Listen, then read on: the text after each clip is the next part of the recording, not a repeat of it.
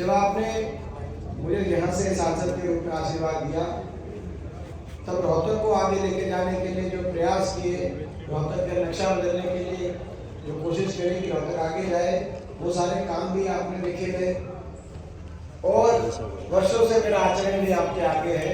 मैं आप सबसे आग्रह करता हूँ कि काम और आचरण की कसौटी पे अगर आपकी आत्मा ये गवाही दे कि मैं खरा उतरता हूँ, तो आप मुझे आशीर्वाद देना।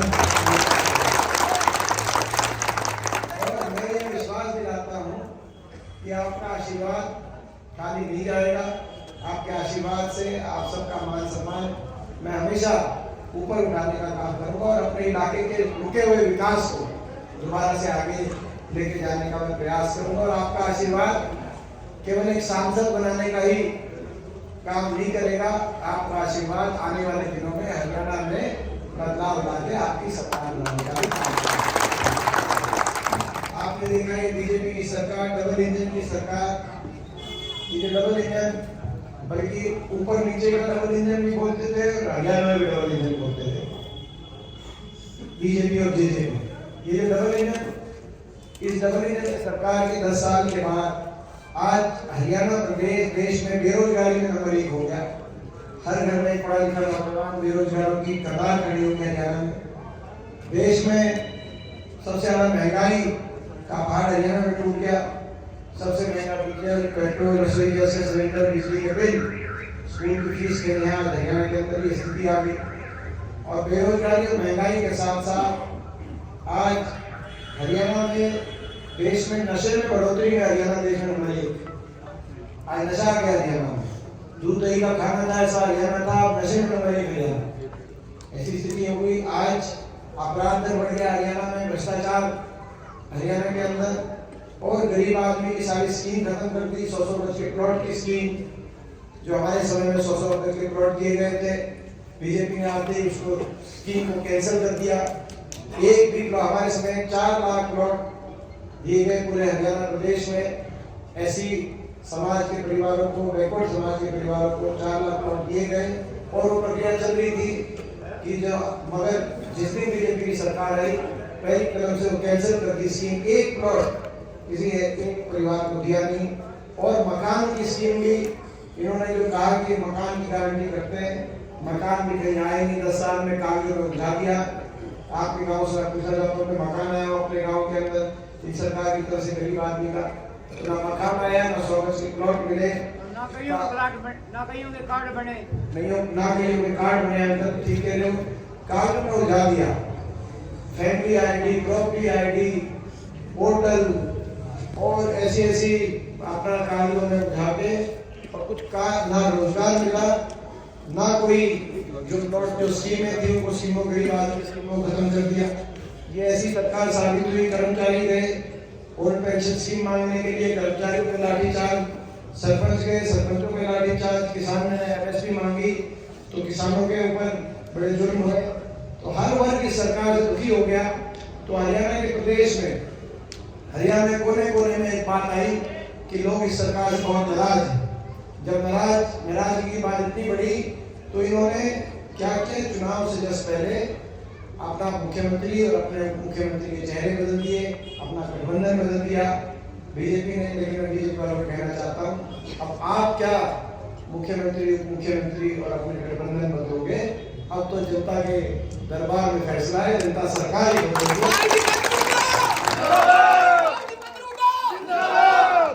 और मैं ये कहना चाहता हूँ, हमारा संकल्प है कांग्रेस पार्टी सरकार बनेगी और हम हरियाणा के अंदर निश्चित तौर से, और सरकार बनते ही हम कुछ काम पहली कदम से करेंगे।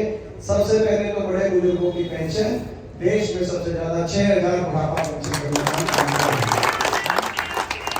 और महंगाई की इतनी मार, आज जो महंगाई की मार से आज हर परिवार जो झेल रहा है, दूसरा काम करेंगे, 300 यूनिट बिजली फ्री दिलाने का काम करेंगे हर बिजली उपभोक्ता को, ताकि बिजली के बिल आ रहे हैं उसमें राहत हो। और उसके साथ साथ 300 यूनिट बिजली के फ्री के साथ साथ 500 रुपए में गैस का सिलेंडर अपनी माताओं और बहनों को दिलवाने का हम काम करेंगे, ताकि महंगाई से एक राहत मिले। इसके साथ हमारा संकल्प है कि 2 लाख सरकारी पद जो इस सरकार ने समाप्त कर दिए, ये सरकार संविधान को कुचलने के लिए कोई सीधा कोई प्रहार कर रही है, कोई प्रहार चर्चा कर रही है।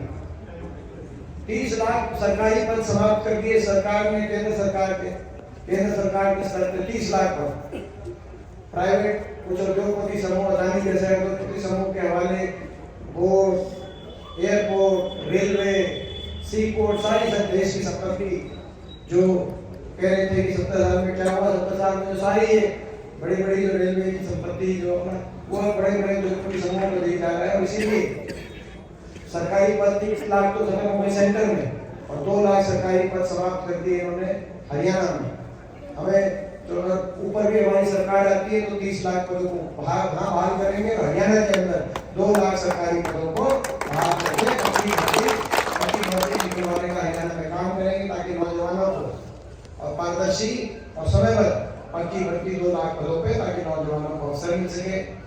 और हमारा संकल्प है कि जो सारी स्कीम खत्म करेंगे उनको दोबारा शुरू करेंगे, 100 गज की प्लॉट की स्कीम दोबारा शुरू करेंगे, जो वंचित रह गए थे उन परिवार को दिलाएंगे, जिनको मिल गए थे उन कॉलोनियों को विकसित कराएंगे और जो है उसके साथ साथ इस बार इंदिरा आवास योजना के माध्यम से 3.5 लाख की जो है राशि की सहायता से दो कमरों का सरकारी मकान बनवा के इंदिरा आवास योजना गरीब आदमी के लिए वो काम करेंगे। और हमारा संकल्प है ये जो बीजेपी गवर्नमेंट में आ गई, साथ में आसमान पे गवर्नमेंट पहुंच गया बीजेपी का और गवर्नमेंट में बीजेपी के नेता उन्होंने नारा दिया 400 पार और बीजेपी के तमाम नेताओं का बयान आया कि 400 पार, बाबा साहब का संविधान तोड़ेंगे, बाबा साहब का संविधान तोड़ेंगे।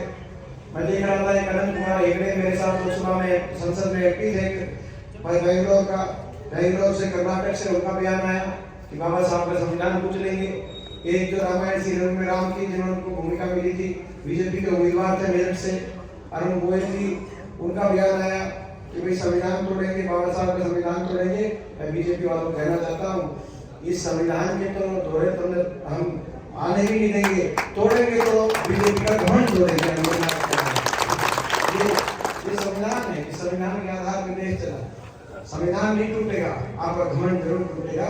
बीजेपी वालों नोट कर लेना, ये जो अभी कह रहे थे ना कि 25 मई बीजेपी गई तो ये होने वाला है, आपका घमंड टूटने वाला है। और हमारा संकल्प है फौज में भी इन्होंने कच्ची भर्ती दिया है, आपने देखा अग्निवीर स्कीम दिया है, अग्निवीर स्कीम में 4 साल में जो है बिना पेंशन रिटायरमेंट, 17-18 साल में भर्ती और 21-22 साल का बच्चा रिटायर होकर घर वापिस आ जाता है। वो फिर अपना ये किसने स्कीम कैसे क्यों लेके आए ये आज तक समझ नहीं आया। तो भाई ये अग्निवीर और कच्ची भर्ती जाएगी और फौज में पक्की भर्ती आएगी। ये हमारा संकल्प है। और हमारा संकल्प है कि रोहतक का इलाका दोबारा से विकास की पटरी पे आए। बहादुरगढ़ जो मेट्रो खड़ी हुई है 10 साल से 1 इंच मेट्रो आगे नहीं बढ़ी। हमने बहादुरगढ़ की मेट्रो हमारी सरकार में बनी थी, वो मेट्रो रोहतक तक आए। रोहतक की जो तस्वीर हम बदलना चाहते हैं वो आने वाले समय में और रोहतक में विस्तार हो, विकास हो। दिल्ली के एक तरफ नोएडा, एक तरफ गुड़गांव, दिल्ली के पूर्व में नोएडा है, दक्षिण में गुड़गांव है, पश्चिम में रोहतक बैठा है। हम पश्चिम में दिल्ली के साथ में हमारा बॉर्डर लगता है, लेकिन जितना विकास नोएडा गुड़गांव में उतना रोहतक के अंदर नहीं हुआ था। जब हुड्डा साहब के हाथ में कलम आई तो ये इलाका ऊपर जरूर उठा 10 साल तक, लेकिन अब 10 साल से पहले बीजेपी की सरकार आ गई तो एक कोई विकास का कार्य हुआ नहीं। बड़े बड़े हमारे विकास की जो परियोजनाएं थी वो बल्कि छिन हो गई। एक हमारा एयरपोर्ट आना था महत में, वो चला गया, आपको पता है। इधर गोहाना में रेलपोर्ट फैक्ट्री आनी थी, वो चला गया, वो बनारस चलेगी। तो भाई आने वाले समय में हमारा संकल्प है कि रोहतक विकास में आगे जाए और नोएडा और गुड़गांव के स्तर का विकास रोहतक में हो, ताकि हम अपनी जनरेशन के लिए, अगली पीढ़ी के लिए अच्छा भविष्य अपने क्षेत्र के अंदर उनको दें। ये हमारा संकल्प है।